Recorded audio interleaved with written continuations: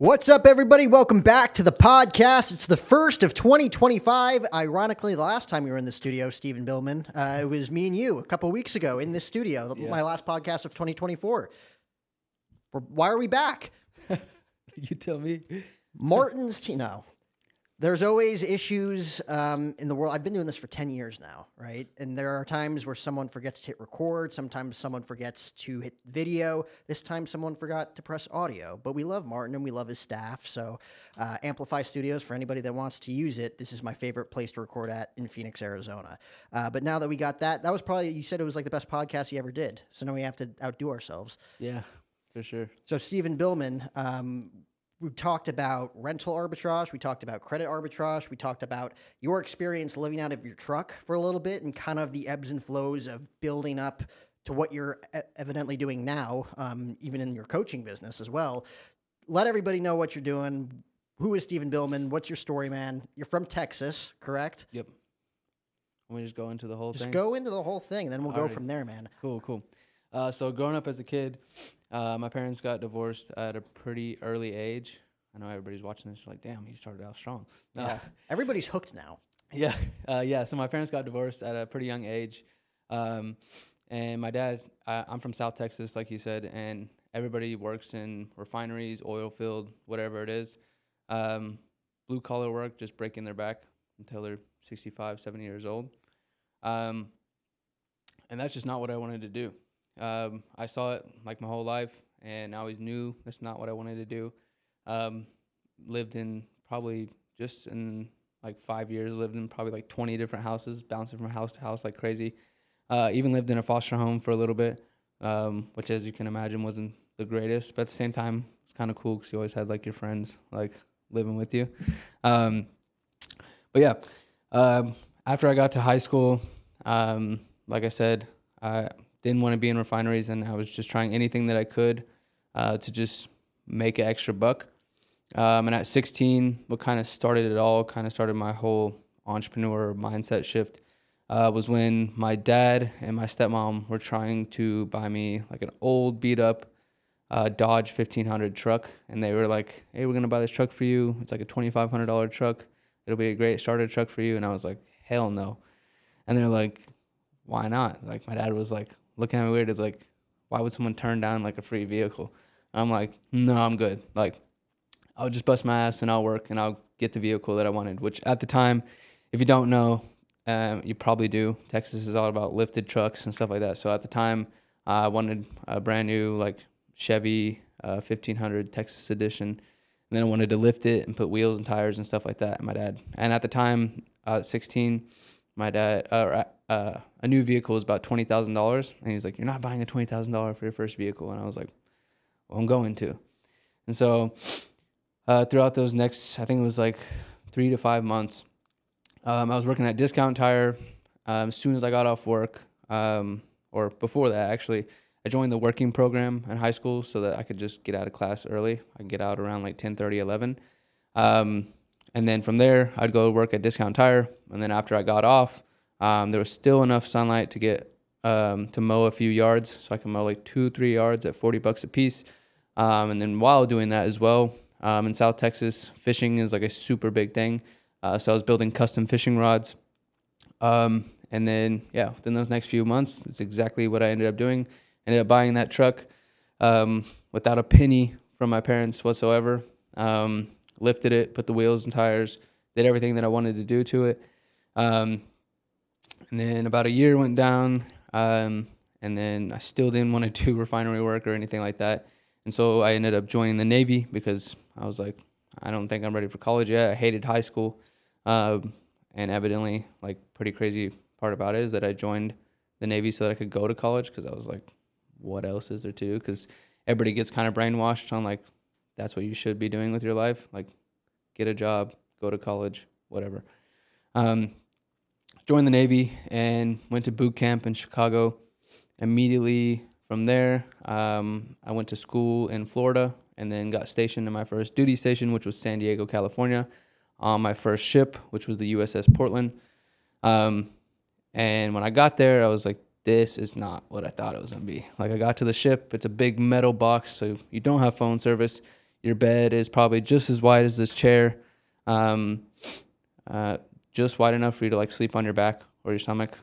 Not comfortable at all. Super cold. No phone service. It stinks. You're in the same room with like 100+ other dudes. The bathrooms are disgusting.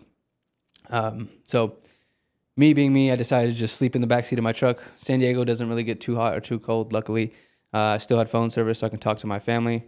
And around this time was like when I started getting into like side hustles and doing literally everything under the sun. Got into drop shipping, SMMA, even did window tinting on cars and everything under the sun, even like day trading and crypto and stuff like that, which all of them not completely failures, but for the most part, I would chalk them down as a failure because I'm not doing them still. So, and around this time, I pretty much accidentally stumbled upon something called rental arbitrage.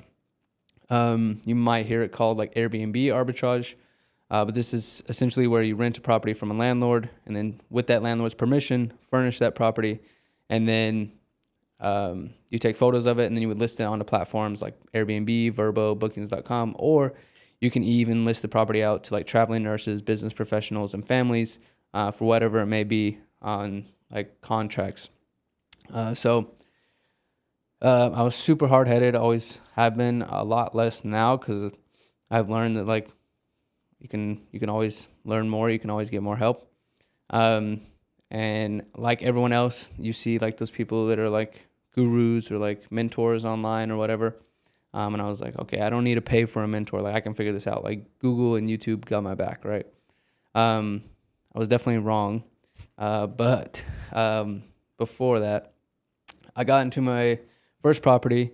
Pretty much used all personal credit cards. Luckily, I was active duty, and Navy Federal was kind enough to give me 25, I think it was like 25K or 30K on my first personal credit card. And actually second, technically. My first one was like a little Discover card, like $1,000 limit, but pretty much useless. Mm-hmm. But they gave me 25K on that. And then I used that to pretty much set up my first property in Escondido, California, which is pretty much a sub-city in San Diego.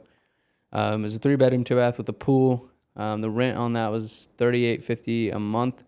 And the first month pretty much crashed and burned. Didn't make any money. And I was like, I'm totally screwed because I use a personal credit card. Yep. And at this time, I didn't know anything about LLCs. I didn't know anything about business credit. I didn't know anything about leveraging anything whatsoever. So I thought I was screwed. And I went to a couple real estate events, and the general consensus was that, hey, you shouldn't be getting into anything, especially not real estate, without having a mentor. So I was like, oh, shit, I guess I should have gotten one in the first place. So I ended up spending close to $15K that I didn't really have because it was a credit card on a mentor.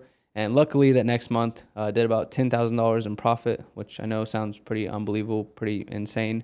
But let me break it down real quick before anyone's like, this guy's full of shit. And this was after paying for like a coach or like say like a program, right? Mm-hmm. Which you didn't want to do before. You thought it was BS. Mm-hmm. For anybody that like wants to get into something and thinks it's BS to pay for coaching, which there it's like it's a double-edged sword. Yeah, but and continue. Later I'll go into like what to look for and stuff like that if you're wanting to get mentored.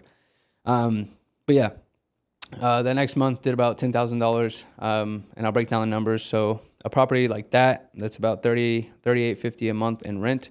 You would charge anywhere from like $400 to $600 a night.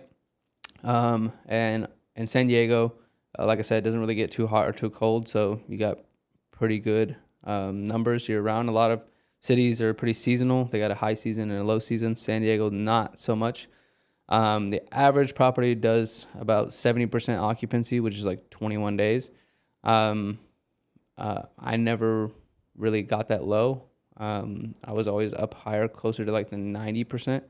Now I do it a little bit differently where I'm almost 100% occupied. But at that time, charging around $600 a night, even if I was just getting 70% of the month, 70% of the month at 21 days, that's still $12,000. If you're around like the 85%, which is like, I don't know, 25, 26 days, quick maths, I don't know, what is that? Like 15,000 Yeah, so still profiting in between $10,000 to $12,000 a month after everything. So crushed it that month, and then that's when the light bulb kind of went off, going into what would have been the third month, but second profitable month. The light bulb kind of went off, and I was like, oh shit, like this does like really work. As long as you know how to do it and you know what to look for, you know how to let landlord or talk to landlords to let you use their properties, which is like in my comments on everything, everybody's like, no landlord would ever let you do that. I'm like, well, 17 different landlords have let me do it, or even more than that, and they've let hundreds of my students do it as well. And I'm sure there's thousands of other people that do it that I don't know. So you just have to know how to do it. And then after that, of course, the most important part is interior design and decor. And then my favorite part is setting up automations and stuff like that. So that was something that I was missing out on a ton, because I was trying to do everything myself. And there's a lot of that business that can be completely automated to where even if it's only yourself, even if you're not using a team, it'd still only take you a couple hours a week to manage as long as you have all your automations and systems in place. So yeah, I got out of the Navy this last May in 2024. I was in longer than I was supposed to be because like medical stuff. 100% disabled now. While I was in, I continued to grow the business, even when I deployed overseas. So for the people that are like, I want a side hustle or I want to get into a business, but I don't have time. I was working 90 plus hours a week. And I was even managing the business when I was not even in the States. Half the time, didn't even have service. So automations are key for sure. And yeah, kept growing the business while I was in the military because it is a super, super tight knit. Everybody's pretty much in everybody else's business. So at the time, when I started the business, I was only at E1. I got out of the Navy as an E5, which that rank all the way up to E5, none of those are very high ranks. Yeah. None of those ranks make very much money. But everybody's had me on social media. They could see like what I was doing, the cars that I had that I probably shouldn't have been able to afford at those ranks. So naturally people wanted to know what I was doing. So I started teaching people completely for free, just helping people. And those people started making a lot of money. And I was like, okay, well, it's not just me that can do this. It wasn't luck by any means. Now I got tons of other people that are doing it, getting out of the military, and now still do that full time. And the only problem with that, it was taking all my time. But it was extremely, extremely fulfilling for me because around that time was when I was approaching like the 6 figures a month in revenue, at least. And if you don't know, I do about like 50 to 60% profit margins. By the time I was getting close to 100% revenue, which is before expenses. And I was getting kind of bored a little bit because I'm only 24 now. I started the business when I was 19 going on 20.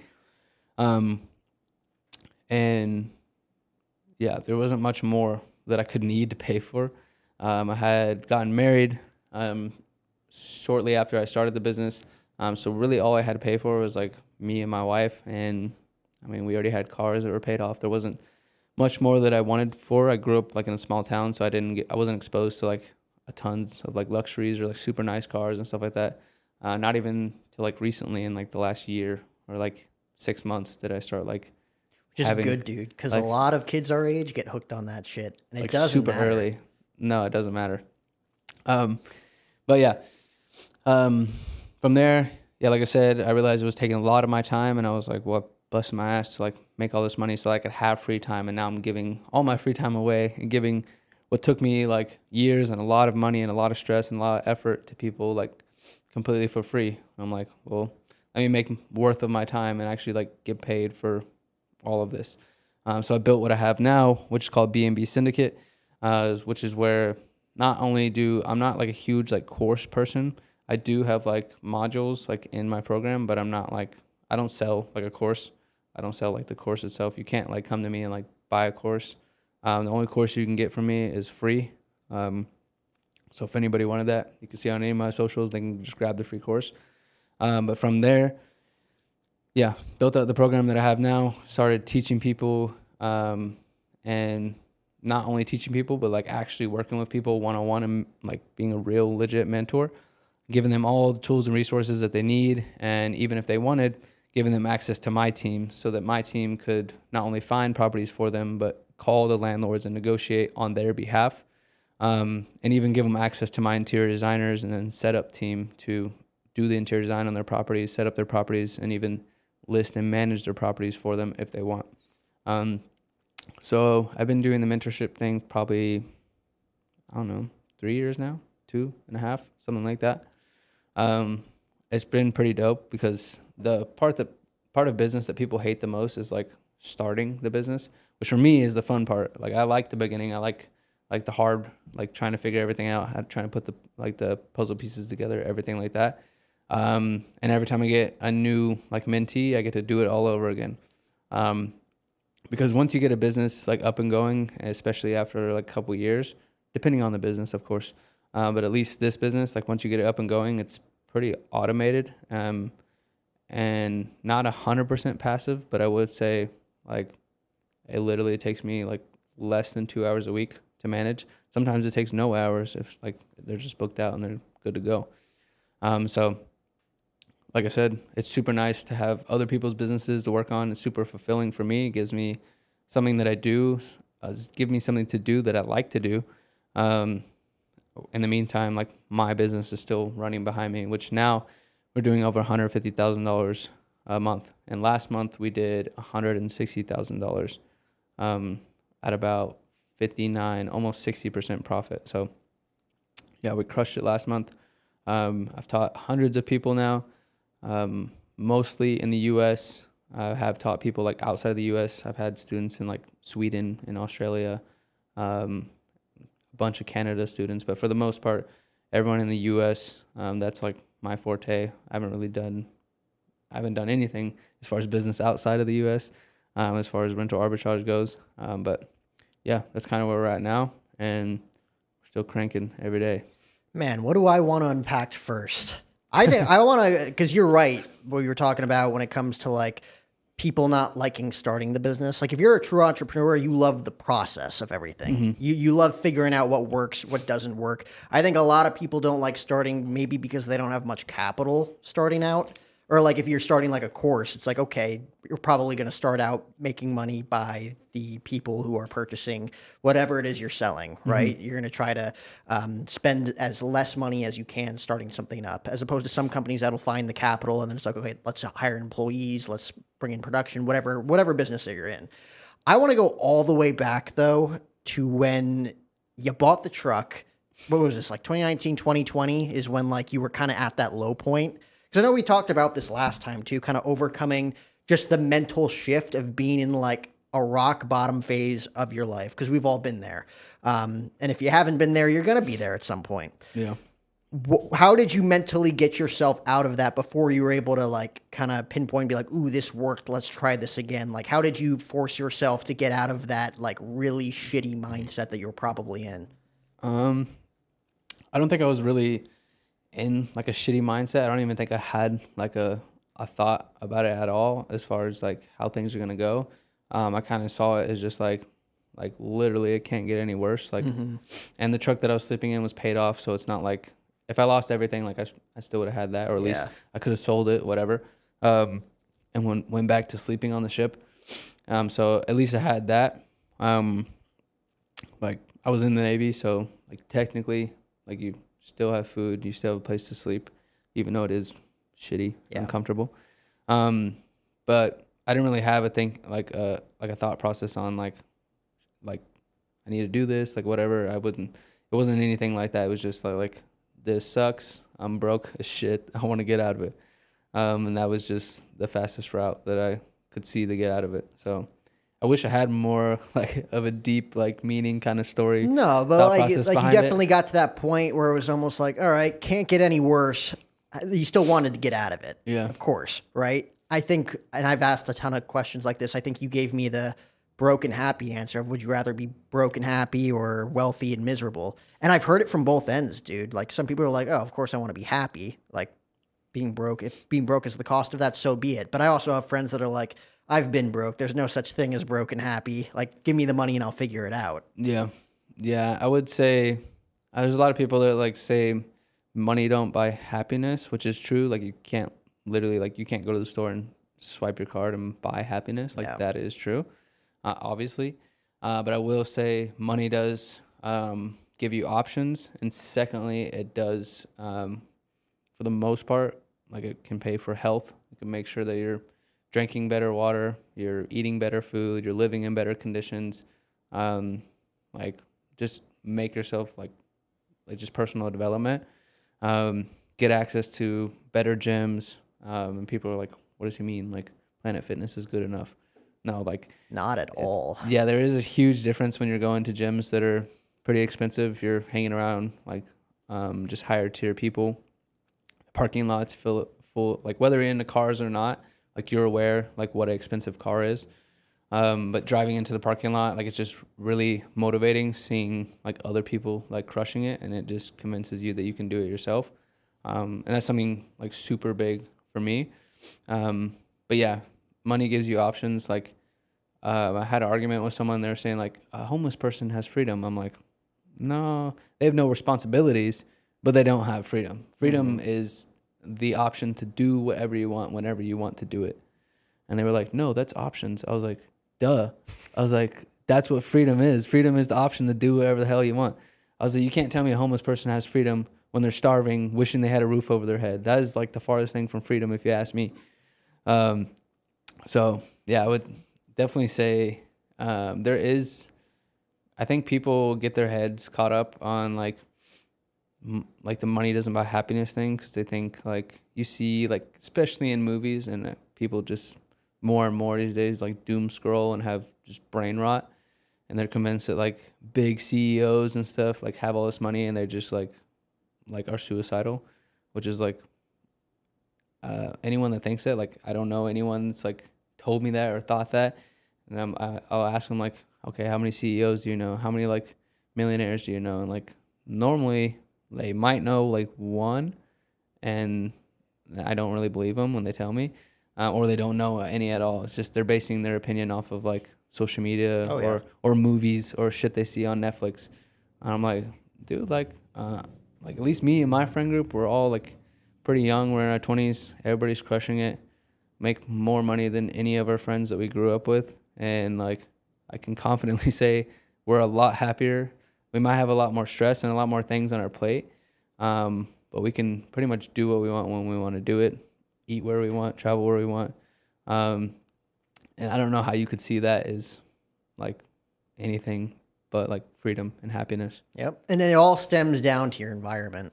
Plain and simple, really. Like you're not going to be making the money you want overnight, but like if you're around the right people who can teach you and mentor you and you could provide that value in return, you're going to get there way quicker than you think you're going to get there. Yeah. And you're going to enjoy the process, which is the most important thing. It's like I say, if there's 4 millionaires, or if there's 4 guys in a friend group and you're the 5th guy in the friend group, 4 of them are millionaires, like you're soon to become like the 5th millionaire. Mm-hmm. Yeah, that's literally the quote. Like if you surround yourself with 4 millionaires, you'll be the 5th. Or and it goes really both ways too. Like if you're hanging out with like bums or like people that are addicted to alcohol, which is like huge nowadays, like something that I'm noticing like more and more, like how much people like just love to drink. Like me, I'm not like one of those guys that's like I wake up at 4 a.m., do a cold plunge. I haven't drank in like 10 years or anything like that. Like I'll drink like if I'm doing something, but you'll never catch me just like sitting in my house drinking beer or drinking anything, or just like going to the bar and sitting down and just fucking getting blasted. Like if I drink, it's because I'm like snowboarding or like I'm on a trip or like I'm doing something fun. And you're with people that you care about. And I don't having a good time. I don't hardly, almost literally never like do I drink for fun. Like if I'm doing something fun and then I'll drink on top of that, but like I really do hate like drinking for fun. And people are like, yo, you want to go out to the clubs? I'm like, why? So I can sit there and get ear raped by music and just get blasted and feel like shit. That's the first time I've ever heard ear raped before. That's a perfect description of what it is. And then feel like shit the next day. Music blasting in your ear while people are trying to talk to you. This is not the place to talk to me. I can't hear a damn thing that you're saying. And the next day, your stomach hurts, your head hurts, you don't have a voice. Like, it's almost like ruining 2 days. Not just You're also married too. So you took out that element of why a lot of people go out to the clubs. Yeah. I mean, that's one of the biggest reasons, like, why I got married early, on top of, like, of course, like, I love my wife, and, like, this is pretty crazy that I, like, don't ever mention. She talks about it all the time. But we had met while I was on leave in Texas. And if anybody doesn't know, it's just, like, vacation for the military. And I got invited out to go to this country bar. And at this time, like, that was, like, all I did was, like, drink and have, like, meaningless sex. Like, literally the epitome of, like, pretty much, like, what a lot of people are now. Just, like, have brain rot and just do anything that they feel like doing with no, like, impulse control whatsoever. But yeah, ended up meeting her, went to this bar, and I was 20 at the time, so they put M's on my hands for minor. She had just turned 21, like days before, so she got a bracelet, and so I could tell, like, she had like a thing for me, and I was like, okay, like, I'm gonna go get, like, her bracelet. And then she's a girl, so they just give her a new bracelet. She tells them, like, it fell off or whatever. She's like, yeah, if you buy me a beer or whatever. So I got her a beer. Ended up giving me her bracelet. I went and, like, washed the M's off my hands for minor in the bathroom. And yeah, we ended up kicking it from there. Went back to her place. And it's pretty crazy. A few days after that, probably, like, she knows the exact days, like, pretty crazy, but probably, like, 5 days after that, I asked her to be my girlfriend. And I think 19 days after that, or 19 days after the day we met, so 10, 12 days after that, I proposed to her. What? Really? And then... We didn't talk about this the first time. Yeah. 19 days? Yeah, and then I think it was 3 days after that we got married. She would know the details. Within 3 weeks of meeting her, you guys got married? This. Yeah, she's going to watch this. We're going to be at home. She's like, no, you got it off by a day, but whatever. You're not telling it right. Dude, that's nuts. How long have you guys been married? 5 years now? Almost 4. Jeez, that's awesome. Yeah, it's been pretty crazy. And it's just because, like, if anyone that knows me, they know I'm, like, very, very decisive person. Like, I'm not, like, the type of guy that's, like... You don't dwell on things. You don't play games with people. Yeah. Let me think about it. If you, like, ask me a question, like, I'm just gonna go, like, however my gut feels. Like, if my gut's like, nah, like, I'm just like, no. And they're like, what is such a good opportunity? I'm just like, no, bro. I'm not gonna sit here and, like, think about it. Or I'm just gonna be like, yes. Which a lot of the times, unfortunately, and fortunately, on some cases, like, I just like go with it most of the time. Because I'm, like, a huge proponent on, like, if I fail at something, if something bad happens, like, as long as I don't take it as a failure and I take it more of a lesson, like, it's totally cool. Like, if I see something and I'm like, this might fail, but I'm like, fuck it, let's do it. And then if it does work, then sick, like, it worked. If it doesn't work, then I'm like, okay, what can I do to fix it to make it work? Or, like, what can I learn from this so I don't do something like this again? I mean, finding your spouse, dude, within 3 weeks. I always love hearing stories like that because it just shows that when it comes to finding, like, your person or your spouse or marriage, like, you could do it in 3 weeks. Like, within 3 weeks of meeting, we were engaged. Within 5 years of dating, we were engaged. And then, like, they got divorced a year later, where it's like, I know a couple that got engaged 3 months into meeting. They've been married for over 30 years. It's like, nobody's wrong or right? Or, like, my gut tells me, like, I don't think I could do 3 weeks, but maybe if I met the right person, I could. Yeah, was there any doubt in your mind at all then, where you're like, oh, this could fail? I mean, it doesn't really matter as long as y'all can, like, both agree that, like, no matter what, y'all gonna make sure that it works. And I know people are like, everybody says we're gonna make it work. Well, I mean, like, don't get with someone that you think is, like, full of shit or you think someone's lying. Like, I was, like, full-heartedly telling the truth to her, like, I'm gonna make this work, like, no matter what. She said the same thing. Could she have not been telling the truth? Yeah, but, like, obviously she did. And, like, I'm, like, a super headstrong person, very driven, and just do things super fast paced and just always, like, go.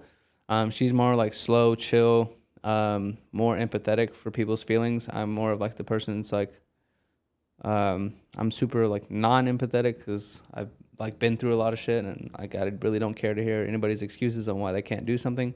Because something that I live by is there's always someone that started worse than you that's doing better than you. So like you don't have any excuse like for you not to succeed. And people have like always excuse like something that's crazy to me is like people will like can't afford their bills, but they have a freaking $1,500 phone. And I'm like, you figured out how to get that into your hands. Yep. Like you have willpower to like make sure that you can do things that are maybe not like you think like super attainable, but like you can do your thing. You can do things like that. It's just how much like energy you're willing to put into it. That's the brain rot that you're talking about. People don't think for themselves. No. You're right. It's like people do have like a $1,500 a month phone. People do have car payments. You're living in a nice place, but like you can't get work. Like you can't like double down and actually take a risk on like a concept that you've been dwelling over in your head, and you don't actually jump for it and take that chance.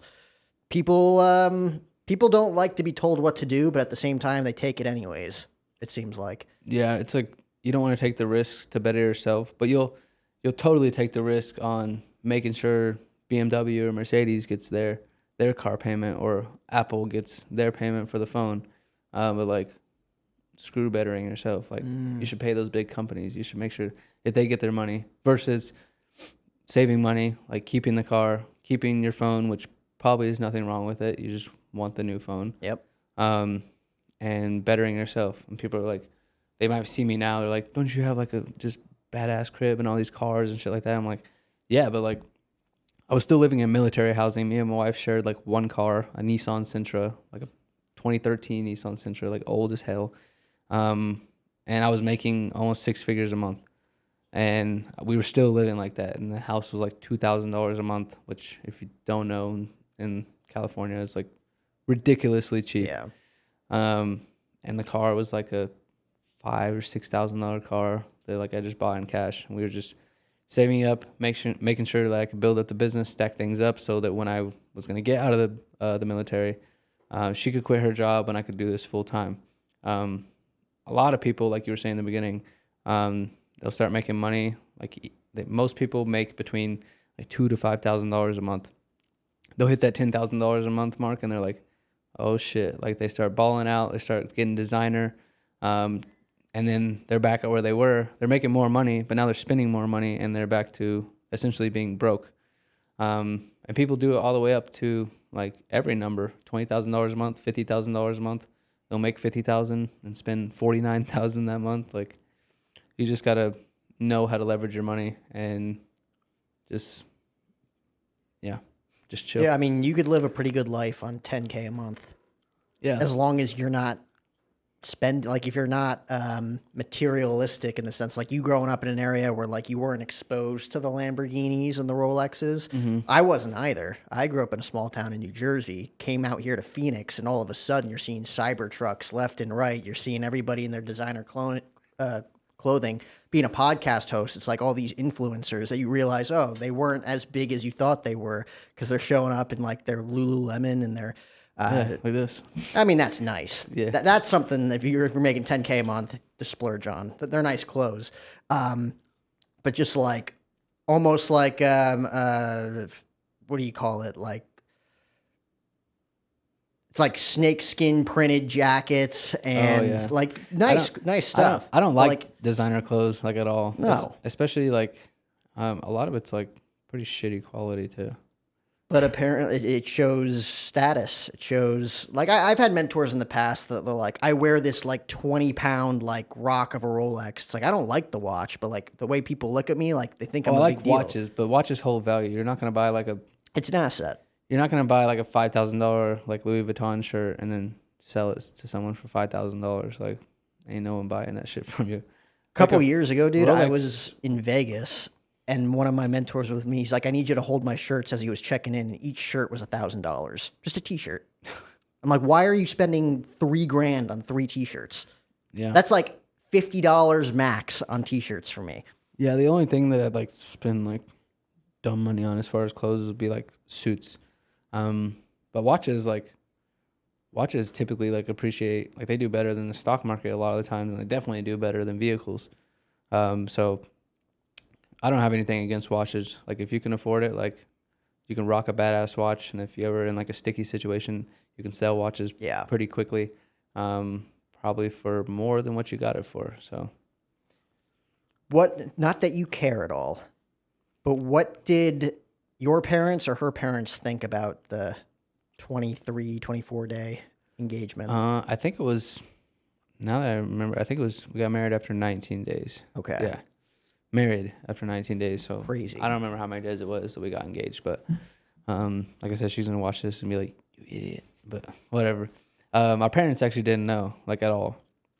I didn't tell my parents. She didn't tell her parents. You guys elope? Yeah. Okay. So I flew her out to California. Essentially, we had decided to get married so fast because I lived in San Diego. She lived back where we're from in South Texas. She hated it there, as did I. Obviously, I joined the military to get out of there. And we were just like, we want to live together, like whatever. She hated it there, so I was like, okay, like the only way we can do this, because both of us are broke as fuck, is to get married, because the military will pay more for, or pay more for your marriage and give you BAH, which is your housing allowance. So yeah, our parents didn't know for probably, I think it was like 2 or 3 months before they even found out. And it was by accident, because I was on FaceTime with my dad, and she was out there with me. And like I went to scratch my face, and I had a ring on, and he was like, "What the hell is that?" And my parents didn't really, they were pretty chill about it. They didn't really mind too much. Her parents didn't really mind too much about it either, which is, I thought one of our parents would freak out, but they were pretty chill about it. I think they both knew that like we didn't really care like what their opinion was on it either. So they couldn't really, I don't think we gave them the space to feel mad about it, because they were aware that we didn't care what they thought anyway. Obviously, if we eloped and we had been married for months already, Right. without telling them, like, so Yeah, that's how you know it's going to work out, dude. When all four parents are just, yeah, awesome. Good for you guys. yeah. And here we are 4 years later. And this was before everything financially pretty much clicked for you. If I got my timeline correct. We were both like super broke.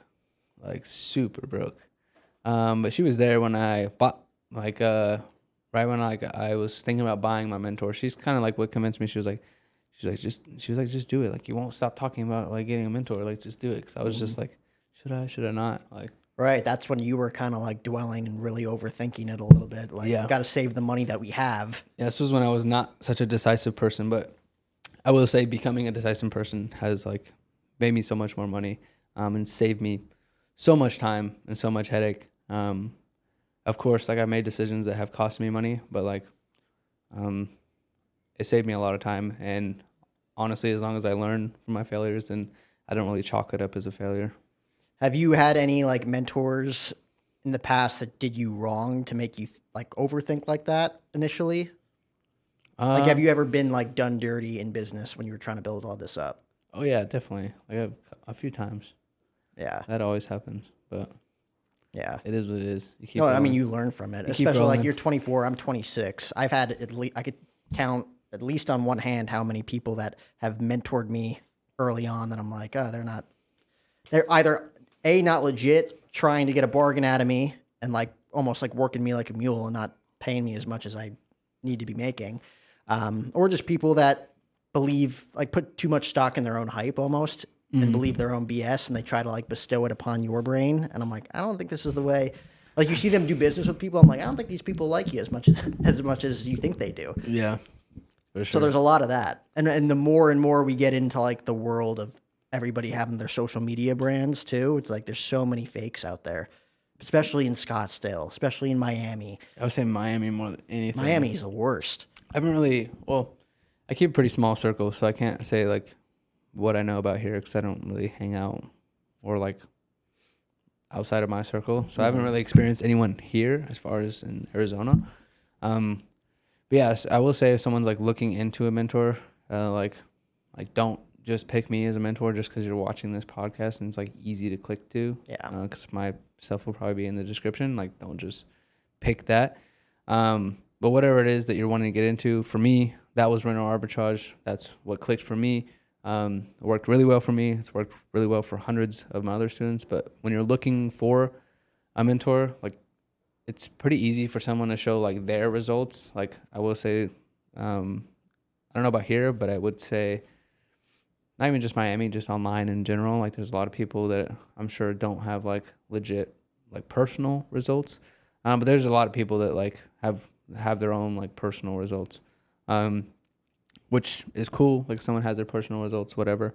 But something that you need to look for is, do they have like student testimonials? Do they have student results? Do they at their students like on their social medias? Like, could you go like talk to their students if you wanted to? Do they have YouTube videos like with their students? Stuff like that. If you go on someone's social media and they're selling a course and like, usually it's like you'll see their highlights of like their student wins or student testimonials or anything like that. If they don't have any like testimonials or anything like whatsoever, like showing that like not only did they do it, or at least did they say they did it, but they've also taught other people to do it. Because even if someone like doesn't have their own personal results, like actually, if they show that they have personal results, and whether they do or not, but they're teaching other people and those people are succeeding, it doesn't really matter too much. Now I would say like on the ethics side of things, like it does matter, but Of course. but as far as like if you were to be one of my students and like I was someone that like didn't actually have results, but I could make sure that you got results, it really wouldn't really matter too much on your side. But something that I would look for in a mentor is, one, obviously like make sure they have like their own results, which I don't know too much about other spaces or other like mentors or anything like that, or people call them gurus.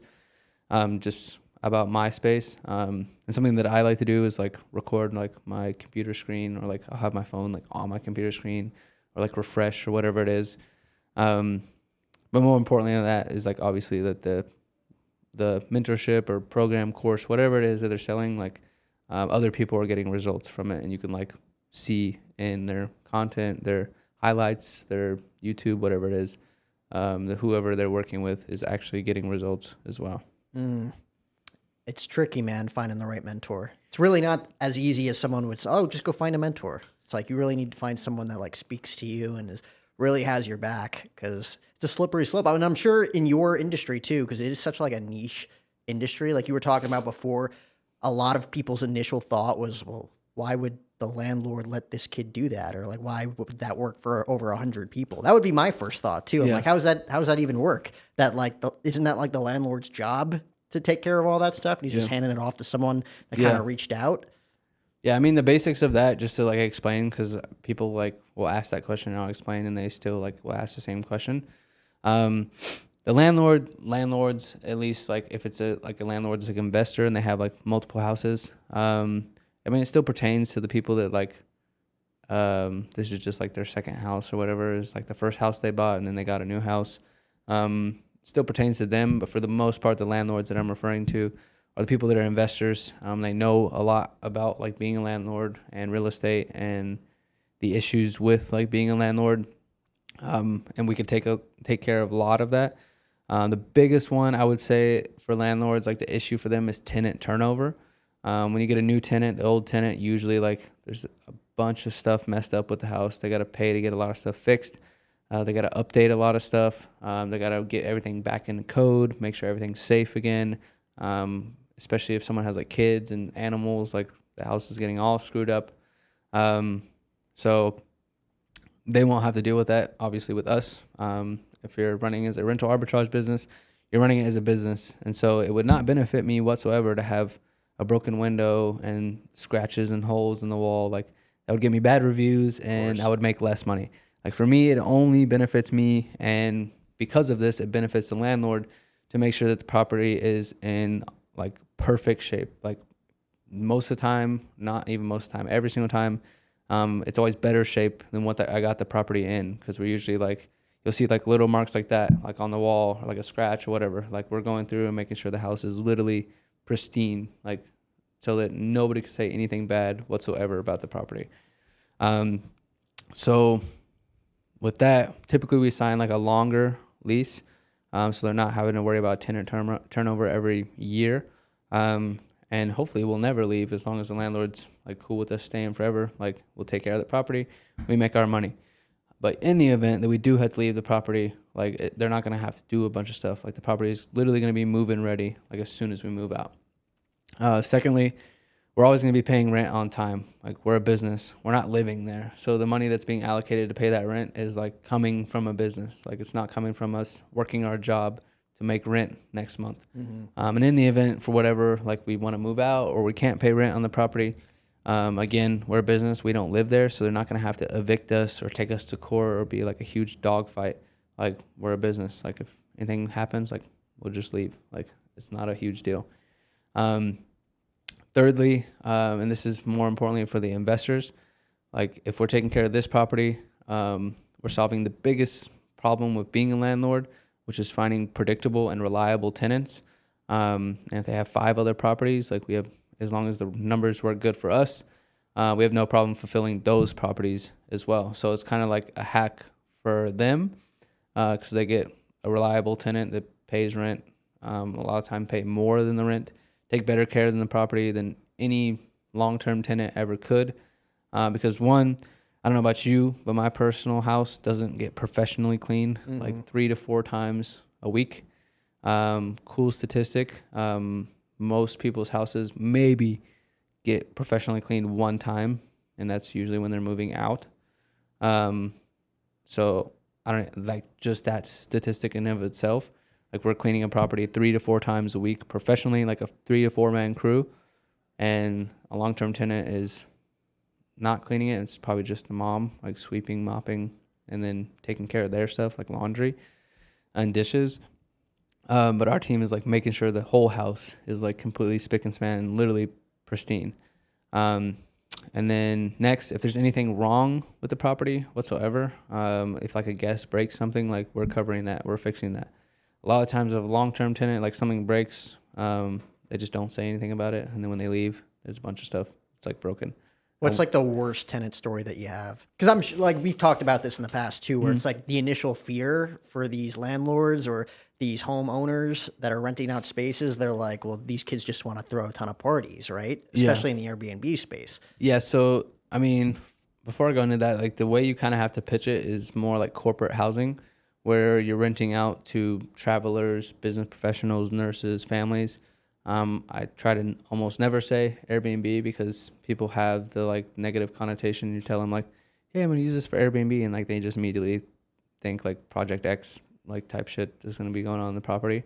And that's just not the case at all. Like, in fact, Airbnb like bans like parties. And you can actually like, if someone's having a party there, you can charge them like for me at least, like charge them like $1,000 and then kick them out of the property. So like you take the money that they paid for it, charge $1,000 and get them kicked out. And a lot of times if they're partying, like you get them banned on Airbnb too. So wow, like, you get your money and kick them out. So you can tell the landlord that as well. But yeah, it's a crazy business. I feel like there's just a lot more that goes on behind the scenes than you probably like can initially even tell on a podcast, because you probably dive in way deeper when you don't call them courses, but like when you're helping like a protege kind of dive into this. Every either homeowner or landlord like has a different background, a different story, different wants, different like desires for how they want everything to be well kept. Different people that you're renting out the spaces to, because you really don't know what they're going to do at the end of the day. Like every tenant is different. Every tenant's got a different character, different personality, different wants as to why they're using the space. What like the absolute like biggest nightmare like that you've had with a tenant?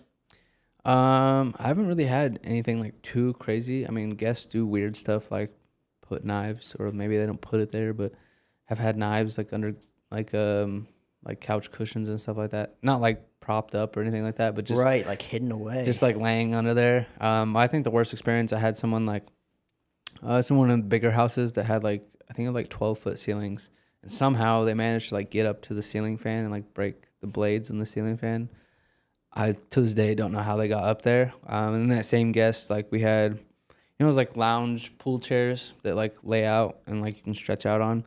It looked like someone had like pretty much just like ran across each one of the chairs and like stuck their foot through each one. So that was pretty much like the craziest experience. I think they were just like, there's a bunch of like workers that were staying there.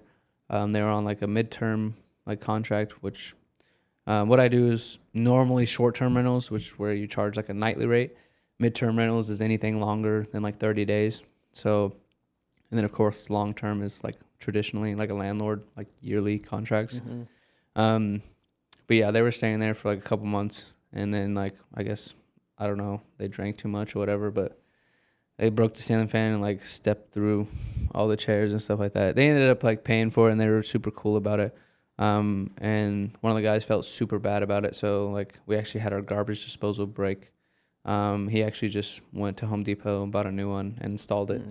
So we didn't have to pay for it. That's nice. He just felt like super bad for It's it. a good dude right there. Yeah, that's not the case a lot of the times, but it just depends on what kind of properties you have, because all the like horror stories and stuff that you hear is people that are trying to like do rental arbitrage or do Airbnb or do short-term rentals, and they want to have like a 1 or 2 bedroom property that's like $100 a night. Like, of course you're gonna get shitty tenants if you're charging like $100 a night. Yeah, it's like you don't.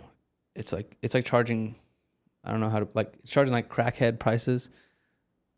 But if you charge that like at the rich, like the right. It's like the difference Ritz, between like low ticket and high ticket offers. Yeah, So like if if you you- invest more money, you're gonna take care of it's like everything. no matter how nice the place is, if it's the Ritz Carlton, you're charging like crackhead prices, like $50 a night. Like you're gonna have shitty people in there. Yeah, But like those hotels like have nice people in them because they're really expensive, and like typically like, and I'm not saying there's like no shitty wealthy people, but like typically you have like a lot higher tier of a person. And for me, I like to stay in like single family homes, 3-bedroom, 2-bath or larger, and typically have really high tier like amenities, really good interior design, which of course like costs more on the front end, but I can charge more on a nightly basis, and I deal with a way higher quality like guest.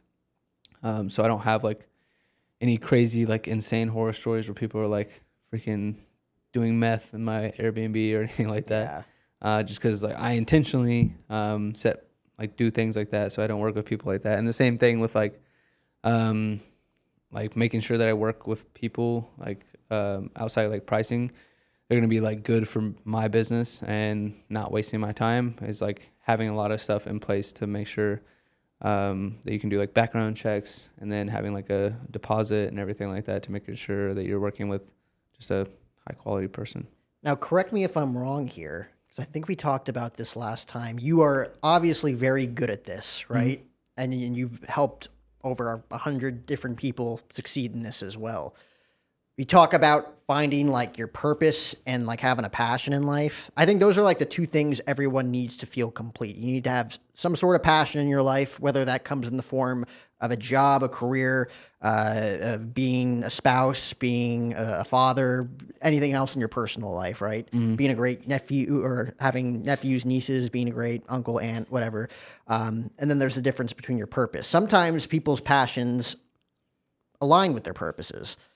You don't necessarily like have a strong passion for this, correct? No, I would say like I'm not one of the people that's like do what you love for a living and you'll never work a day in your life. No, like you hear that saying. That's another one of those things that you like see in movies, and people have been brainwashed to like believe that shit. But like I don't know many people that do what they love for a living, for long at least.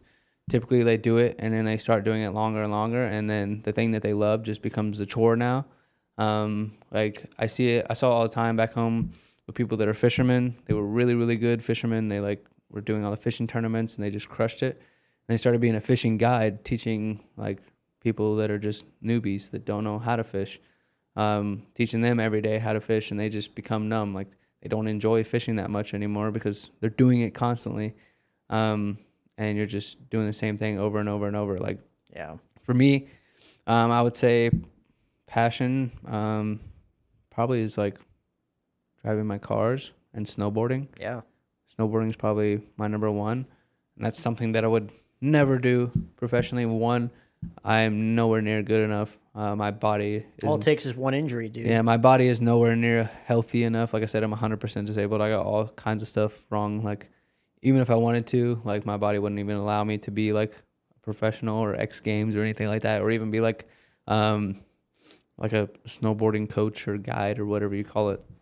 But yeah, I would never do that like as a job, because more times than not, from my experience, not from like social media or YouTube or movies, like from actual physical experience from talking to people. A lot of people that have loved something and started doing it as a job ended up like not loving it so much. So yeah, for me, I just picked what I was really good at, and not to say that I'm not good at other things, but like I said, I stumbled across like rental arbitrage almost on accident and ended up like being what I ended up doing, and I ended up being good at it. So I just rolled with it, and it's what made me the money the fastest. It's what, and I didn't hate it. I liked it. I had fun with it. So yeah. I truly think if you're getting like the ROI on whatever you're doing, you're gonna like what you do at the end of the day. Yeah. Like you can like it. I like it. I'm good at it. I'm getting insane ROI on this. I can do this for a living. Versus like doing what you like. I know a ton of people who have been doing what they love for a living for the longest time, who don't necessarily make a ton of money, but they still love it, right? Mhm. So like to each their own. But Yeah. life has like a really funny and depressing way of just beating you down regardless. Like you could love what you do for 20 years and you're right. Like you don't really love it as much as you used to do it because you're in it every single day. Yeah. Like if you stop doing it for like 3 years and then get Well, it's back like- into it, you might love it You're again. no longer doing it like just for fun anymore. Like you're doing it because like you have to do it. Like you're doing it. It's just like a job. Like showing up from 9 to 5. Like even if you like your 9 to 5, like having like you have to be somewhere. Like just something. There's something about like for the most part like humans just don't like to be controlled. Or at least they think they don't. Most people are controlled and they are totally comfortable and fine with it. But for me, at least, like I don't like being told what to do. I have a problem with authority. Like, even my own wife, like I tell her if like you need anything from me, like ask me. Don't tell me like, hey, you need to do this, because like I'm not doing that shit. Like, don't tell me what to Like, do. while I have you, can you get around to taking out the trash? You know, like Yeah. something like subtle like that. It's just like you need me to do it right now. It's like, But yeah. she was like, take out the trash. I'm like, negative. So what do you want to say to these people as we wrap this up? Take 2 with Steven Billman. What do you say to people that want to go after something that they have an insane passion for, they think they're really good at, but they're just too damn afraid to make that leap?